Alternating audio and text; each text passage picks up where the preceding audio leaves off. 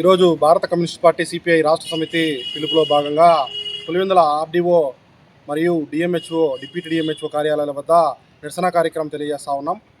దీనికి ప్రధాన ఉద్దేశం రాష్ట్రంలో పెరిగిపోయిన మెడికల్ మాఫియాను నియంత్రించాలని, అదేవిధంగా బోగస్ ఫార్మసిస్టులు ఎవరైతే ఉన్నారో వారిని నియంత్రించాలని చెప్పి ప్రధానంగా భారత communist party CPI Pulivendula area సమితిగా డిమాండ్ చేస్తూ ఉన్నాం.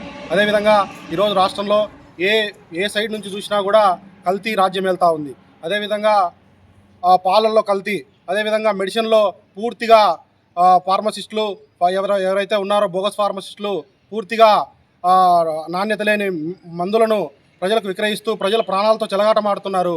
వారిని నియంత్రించడంలో ప్రభుత్వ యంత్రాంగం విఫలమైందని చెప్పి తెలియజేస్తూ ఉన్నాం. అదేవిధంగా మామూలు మత్తులో జోగుతున్న వైద్య శాఖను ప్రక్షాళన చేసి ఈ ప్రజల ప్రాణాలను కాపాడాలని చెప్పి భారత కమ్యూనిస్ట్ పార్టీ సిపిఐగా డిమాండ్ చేస్తూ ఉన్నాం.